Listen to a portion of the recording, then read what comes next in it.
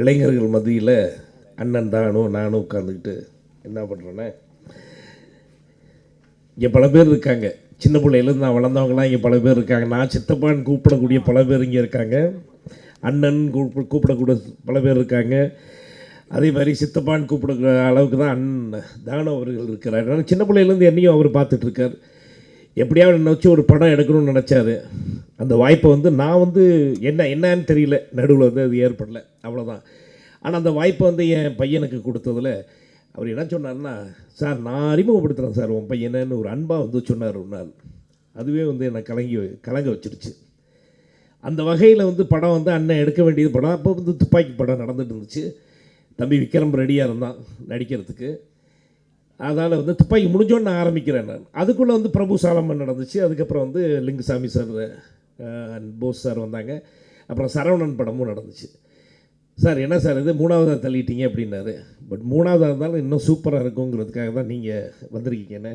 நீங்கள் என் பிள்ளைய உங்கள் மகனாக நினச்சி தயவுசெய்து இப்படி இப்படி நீங்கள் ஒரு பெரிய படமாக எடுத்திருக்கீங்க. அதாவது இன்றைக்கி எல்லாருமே எல்லா நடிகரும் கிரியேஷன்ஸில் தானு சார் ப்ரொடக்ஷன் நடிக்கணும்னு நினைக்கக்கூடிய அத்தனை பேரும், நான் சொல்கிறது அண்ணன் ரஜினியிலேருந்து கமல் சார்லேருந்து எல்லாம் தம்பி விஜய் தம்பி அஜித் எல்லோரும் ஆசைப்படுறது தானு சார் ஒரு ப்ரொடியூசராக இருக்கணுங்கிறத நினைக்கிறது தான். ஸோ அந்த வகையில் இன்றைக்கி நீங்கள் நம்பர் 1 ஒரு ப்ரொடியூசராக நிற்கிறதுல ரொம்ப ரொம்ப சந்தோஷம். அந்த படத்தில் என் பையன் நடிக்கிறது எனக்கு ரொம்ப ரொம்ப சந்தோஷம். உங்களோட வாழ்த்தன்னு. அதாவது கேவி மகாதேவன் அவர்களோட புட்டியை தூக்கிட்டு போனானா ஆமோனியை புட்டியை தூக்கிட்டு போனாராம். எம்எஸ் விஸ்வநாதன் அவர்களோட ஆமோனியை பற்றி தூக்கிட்டு போனாராம். அண்ணன் இளையராஜா இவங்கெல்லாம் சாதாரணமாக சொல்கிறாரு. எவ்வளோ பெரிய ஆள், நம்ம தமிழ்நாட்டுக்கு பெருமை சேர்க்கும் அளவுக்கு இருக்கக்கூடிய சிவமணி. கைவிடுங்க, உண்மையில் ஒரு பெரிய ட்ரம்மர். சாதாரண ட்ரம்மர்னால் என்ன, உலக புகழ் தம்பி. நீங்கள் சாதாரண ஆள். நீங்கள் எவ்வளோ அடக்கமாக சொல்கிறாரு பாருங்கள். இவங்க புட்டியெல்லாம் நான் தூக்கிட்டு போனேன், கஷ்டப்பட்டு வந்தேன் பிடிக்கிறது. கஷ்டப்பட்டு இன்றைக்கி எங்கே இருக்கீங்க நீங்கள்? we are so happy, we are proud to be a Tamil. நீங்கள் ஒரு தமிழன் என்று சொல்லலாம், தமிழ் தலை நிமிர்ந்து நின்றாங்கன்னு சொல்லிட்டு நீங்கள் ஒருத்தர் ஒரு உதாரணம். நீங்கள் இந்த படத்தில் என் பையனுக்கு வாசிக்கிறது எவ்வளோ சந்தோஷம் தெரியுமா?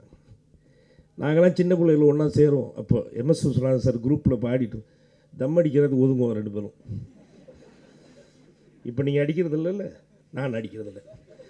வேணாம், யாரும் அடிக்காதீங்க, நல்லது இல்லை, உடம்புக்கு நல்லது. சாரி என்ன தப்பாக நினச்சிக்காதீங்க. ஸோ அப்படியெல்லாம் பழக்கம் சின்ன பிள்ளையிலேருந்து.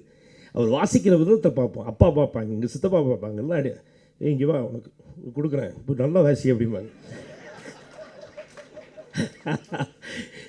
அப்படிலாம் வளர்ந்தோம் நாட்கள். எப்படி இப்போ எங்கே இருக்கார்? இப்போ எவ்வளோ பெரிய ஆள்.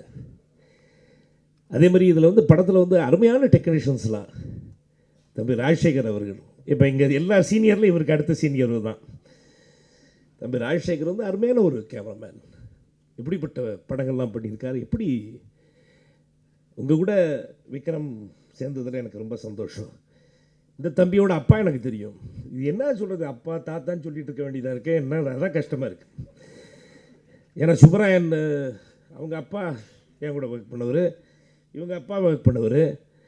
இப்படியெல்லாம் இருக்கும்போது இது ஒரு சின்ன குழந்தை, அந்த பிரியா ஆனந்தன் ஒரு பாப்பா.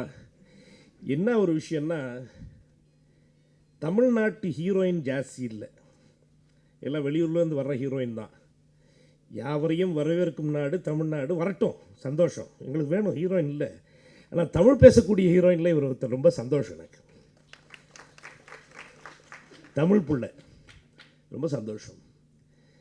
அதே மாதிரி ஒவ்வொருத்தரும் சொல்லணும்னா, சுப்பராயன் எடிட்டர் புதுசாக இருக்கார். ஆமாம், இப்போ அதாவது இப்போ ஆர்ட் டைரக்டர் பாருங்க, எல்லாருமே இப்போ ரெடியாக இருக்காங்க நடிக்கிறதுக்கு. நாங்கள் இல்லைன்னா நாங்கள் பூந்துடுவோம் உள்ளேங்கிற மாதிரி. அது பாருங்க, ஆர்ட் டைரக்டர் சூப்பராக இருக்கார்.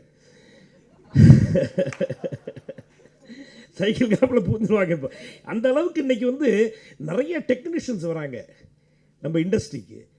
அதுவும் தமிழக டெக்னீஷியன்ஸ். தமிழ்நாட்டில் நம்ம பசங்க தமிழ்நாட்டிலேருந்து அருமையான டெக்னீஷியன்ஸ், அருமையான கேமராமேன், அருமையான டைரக்டர்ஸ், அருமையான வசனகர்த்தா, அருமையான ஸ்க்ரீன் பிளே ரைட்டர்ஸ், இப்படி எத்தனையோ பேர்.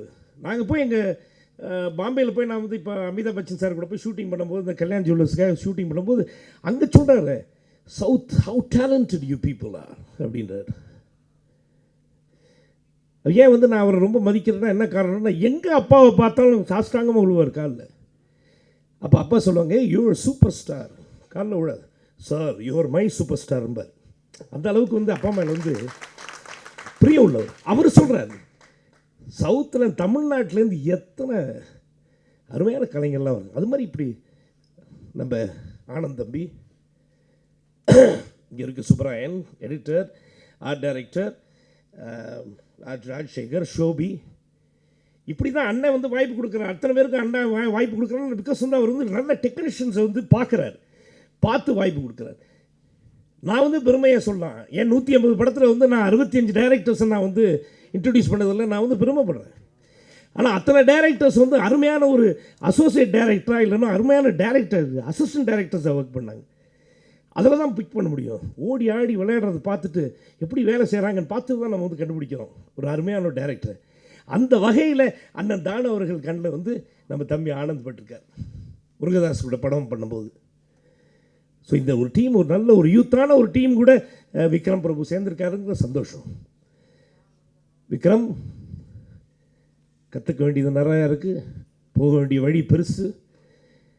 இது வரைக்கும் நீ 2 படம் கொடுத்துருக்க, ஹிட் கொடுத்துருக்க, எங்களுக்கு ரொம்ப பெருமை எங்கள் வீட்டில். இருந்தாலும் இன்னும் ஹார்டாக ஒர்க் பண்ணி இந்த தானு அண்ணன் ப்ரொடக்ஷனுக்கும் அது கூட இருக்கிற ஆனந்தோட எல்லாரோட டெக்னீஷியன்ஸுக்கும் பெருமை சேர்க்கணுங்கிறது என்னோட வேண்டுதல். உங்களுக்கு எல்லாரோட ஆசீர்வாதம் இருக்குது, அப்பா ஆசீர்வாதம் இருக்குது, கடவுள் ஆசீர்வாதம் இருக்குது. நன்றி நன்றி வணக்கம். ஒன்றே ஒன்று சொல்கிறேன், திரை உலகம், திரை அரங்குக்குள்ள சாதி மத வேறுபாடெல்லாம் இல்லை. நம்ம திரையுலகம் மட்டும்தான், திரைப்படங்கள் மட்டும்தான் வந்து ஒரு தியேட்டருக்குள்ளே உள்ளே போனோடனே முன்னாடி யார் உட்காந்துருக்கா, சைடில் யார் உட்காந்துருக்கா, பின்னாடி யார் உட்காந்துன்னு நம்ம பார்க்குறதே இல்லை.